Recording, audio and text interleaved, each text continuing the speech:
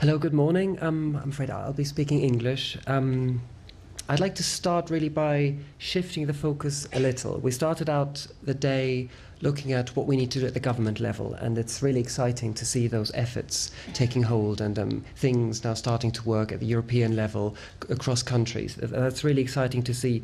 However, I think there's also a real opportunity to look at the other end of the scale, look at sort of what production staff are doing, because what are these e-accessibility skills enabling people to do on the ground as well?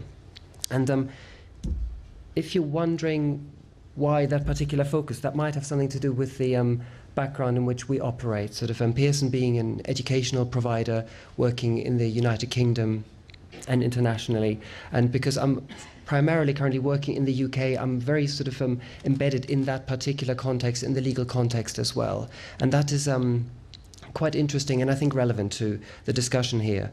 So to start off, it's great to see that at the top of many publishers and indeed many large companies, the mission statement is there, so that we've got full commitment on the accessibility side, and it's not lacking for passion either. So there's passion, there's energy driving these sort of accessibility goals.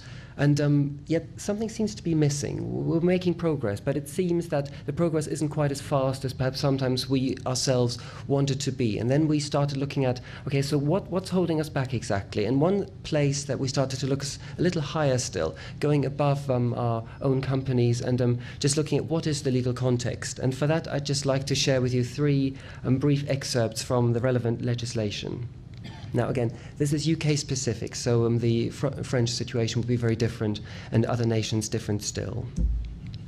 So it really starts with the Disability Discrimination Act of 1995, which set the precedent for this legislation in the UK. We have the idea that we need to make adjustments. These are the highlighted terms here, and also that we have to make reasonable adjustments. So the measure of reasonableness for those adjustments and the fact that they have to be made, and that becomes the basis of legislation for accessibility. Now, a few years on, in 2001, we had the Special Educational Needs and Disability Act, and that's when educational providers started in earnest to think about sender compliance, it was called at the time, and that was in universities, schools, providers, everywhere. And again, we had the same phrasing pretty much. It was the reasonable steps that we need to do to adjust our materials.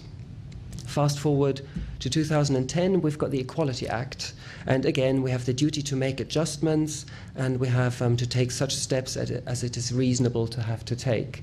Interestingly, you can see these words, they've been edited, they haven't actually changed, and that's one of the sources of frustration for us right now. And if we look at that, then what we have is legal guidance that currently is fairly unclear. It's certainly not decisive, and it makes the word reasonable take on a lot of weight, which we need to think about sort of, well, who decides what constitutes reasonable adjustment? It's not an easy question to answer. And that, again, creates a drag factor across the organization, because you've got all these competing top priorities, and we've succeeded in making accessibility a top priority. But of course, so are some others, such as going mobile. For publishers, a few years back, it was going digital. So these are all top drivers of what companies do. And the idea that we have to make adjustments competes in an unhelpful ways with those other top-level priorities. And really from there, we went to the point that actually, never mind the reasonable bit. I'm not a lawyer. I can't comment on what exactly would constitute reasonable adjustment. The difficulty is that adjustment by itself is an unhelpful concept here. The idea that you build something and then later on you adjust it and you make it work for everybody is just a really roundabout way of doing it. And it turns out that it hasn't served us well. As a concept, I would say, certainly for the UK context, it hasn't served us well as something to make real accessibility happen. And I work in the schools and colleges team primarily, and I know that I want accessibility in schools to be better than it is today. And I want us, as a company, to make a bigger contribution to making that accessibility happen. So what I would argue is that here we have an opportunity to actually transform it and transform accessibility at schools and colleges and elsewhere from the ground up. And of course, once you look at that, you also look at sort of what skills can make it happen, and that's exactly where we come to the topic of e-accessibility skills. Now, it's actually a very positive picture if we look out today, as if we look at what has been achieved and what we can achieve. And there's, first of all, we have to recognize the amazing work done by the World Wide Web Consortium, and they've already been mentioned today, but it's amazing. It's fantastic to have a central resource coming up with all that guidance. Also, of course, it's now a guidance that is supported and supplemented in national context by many other supporting standards. So that's fantastic to see. Dominique at the start also mentioned the DAISY consortium and other sort of bodies that have made an important contribution to this work. And there's yet another thing, and I would say that's by colossal good fortune. So if I was to look for a definition of serendipity, I'd probably pick this one. That's just at the point when we realize that we have to do this differently. We have to build these things from the ground up. We have to do it in such a way that it ideally doesn't actually cost more. So that discussion of sort of funding the change, funding the adjustment goes away, and we just say, let's build these things right from the start. And fortunately, the mobile web, which could have really got in our way, has helped us. The mobile web has actually simplified interfaces. Expectations have actually changed in our favor for the accessibility goals. And the other thing that could have gone badly wrong is, of course, the app-centric world. And there, I think, many in the accessibility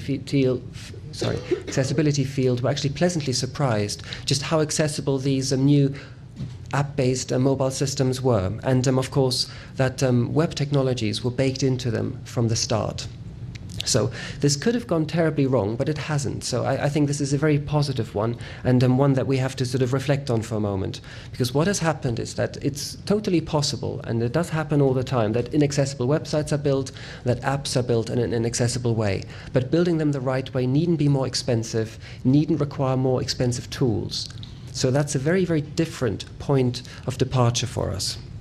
And what it does, of course, it means this is becoming a question of skill, and it's becoming a question that production teams can take ownership of and actually sort of make a difference on the ground. So what we have in effect is that what production teams use increasingly are windows on a common set of technologies. People moving from company to company, people moving into a role can usually now expect to have a fairly broad set of technologies that they can depend on. And once they've mastered those and their various sort of accessibility dimensions, they can feel fairly confident of being able to produce highly accessible materials. And really the transferable aspect is what's key here.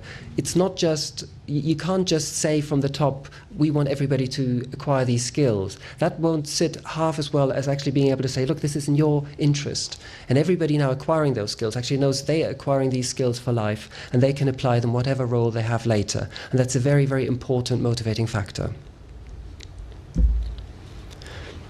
And I did actually skip a couple of these slides in the last one I sent, so I'll take the liberty of skipping those two, if I may.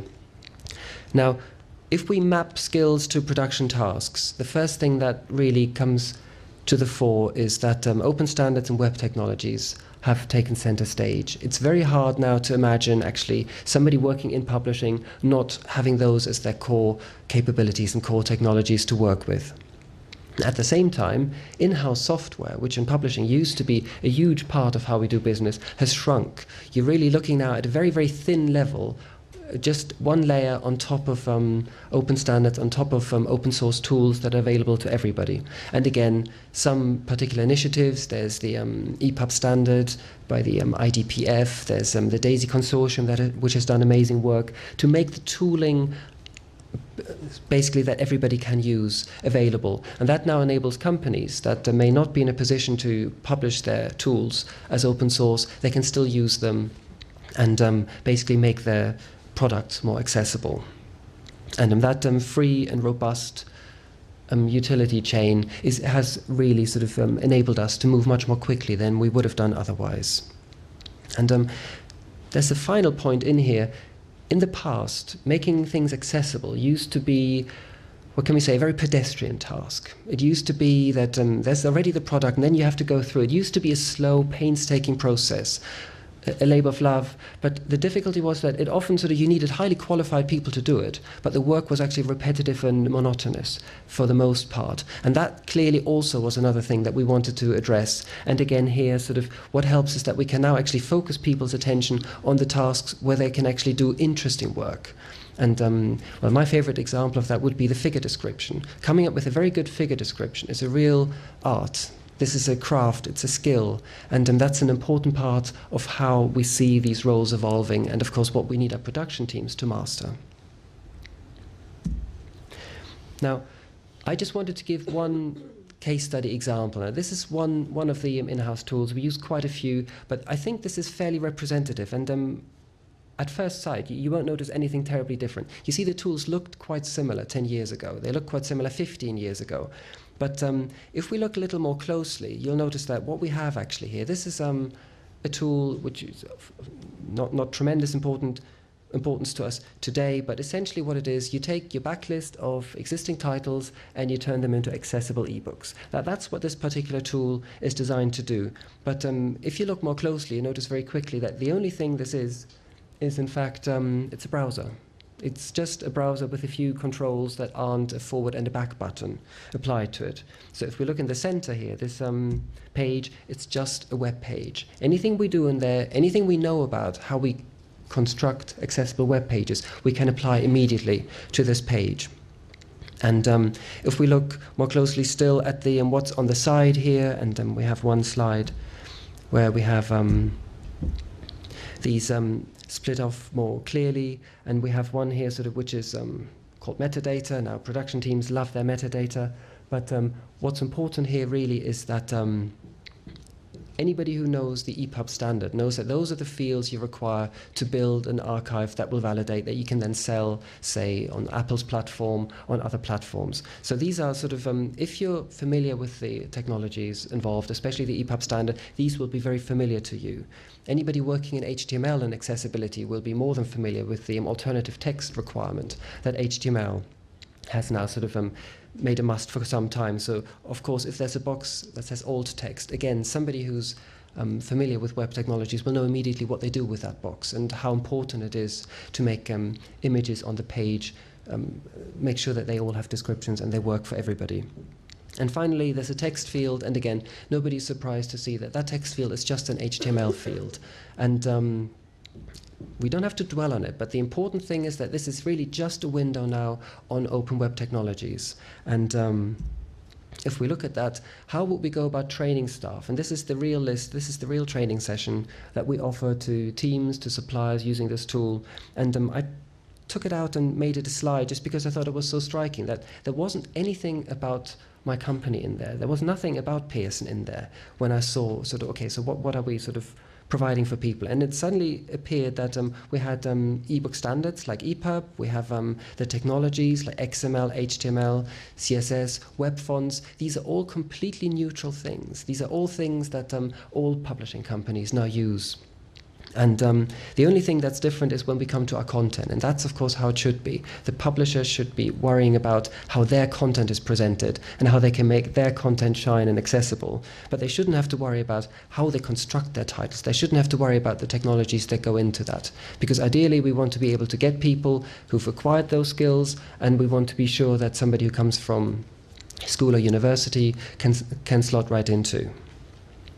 So it's a very striking difference, and I'm afraid I didn't have a slide for training course, but believe me, 10, 15 years ago, a training about how to produce titles in-house would have really been about in-house technologies. There would have been a bunch of acronyms, and I apologize for the number of acronyms on the page. The only excuse I have for them, at least they are all publicly available ones. All of the acronyms on this page, you tap them into Wikipedia and something sensible comes back. 10 years ago, that just wasn't the case. 10 years ago, you made sure that all your staff were up to speed with your in-house tools, and they were completely different from everybody else's. So if we look at, we spoke earlier about the convergence of mobile and web technologies. One thing that's quite striking is this is just the page that we were looking at just now when we have it in iBooks. The user didn't have to do anything different there. This is the same title, this is the same page that we looked at just now. It's still a browser of a sort. This time, though, it's a browser that Apple decided to put into their iBooks reader, so that's why we're looking at this page right now on the iBooks ebook reader. But the key is that all the things that we put in, all the accessibility we put in, all the media overlays that make audio playback possible, and the other features that are sometimes layered on top, such as sound effects and other aspects of it, all that is still in the page, and the only expertise that had to go into making it was really the expertise in those open technologies. And so just moving on to another page from the same title. And again, you see, these are just web pages. That's all it is. And finally, really the most important one from my point of view is if we look at this is now happening, of course, in a browser. So this is where you can see how these technologies really are coming together. So we looked at it just now in an app.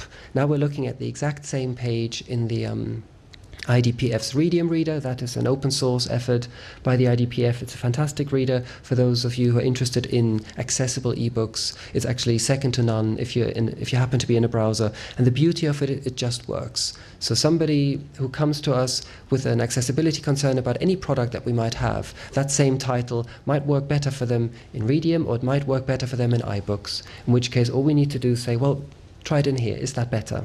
And our hope really is that by offering choice, by making sure that the fully accessible version is available to everybody, that we can improve things quite dramatically. And again, this is completely in the control of production staff. There's no need to work at the top, there's no need to secure a budget for this, because this is just what comes out of the production tool chain. And that really then brings us to why I think the eAccessibility skill angle on this topic is so important, because that's really where everybody can come in, everybody can contribute. And also, you see, we take away our excuse to whinge. I think sort of anybody is sort of quite given to sort of looking at, well, there are things that could still change. You could say that I was whinging earlier on when I was showing you the legal slides in the UK. How come that's not moving faster? But the key is, after a while of looking at it, we looked at it in 1995, we looked at it in 2001, then 2010, nothing changed. When that happens, you clearly need to say, well, let me approach it differently then. And the beauty of this approach is that the production team can take this into its own hand, and they can just go and make these accessible tools. They don't have to ask for expensive software. In fact, as a rule, the software will be less expensive than it was, nor do they have to spend more time or anything. What's more, embracing mobile is already part of this. Embracing the mobile web is already part of this. And it's all worked together beautifully. And that's really the serendipity I meant earlier. So this is actually a fantastic moment in time for us to be focusing on this work. And this, again, is something that we started the day with, the idea of building accessibility in first time. And that's really important. And that goes back to the idea of adjustment being a flawed concept for this. We shouldn't adjust. We should really make sure these things are correct out of the gate and accessible out of the gate, and that barriers are recognized before we actually send this out to customers, before this goes out to schools, and before this goes out to colleges. And really the end point of all that is that, again, another nice cycle in there, and a good circle for staff especially, is that all of these skills can and should be completely transferable. Once you've mastered these skills, you will find that you can go to any publisher working right now, and you can use those same skills. And even if you were to find one that didn't use them, you would probably find that you'd be able to persuade people to embrace them very quickly, because that particular train has really gained momentum now. It has a lot of steam, and certainly sort of what's happening in the accessible ebook world has been very exciting to watch for the past 2 or 3 years. Thank you very much.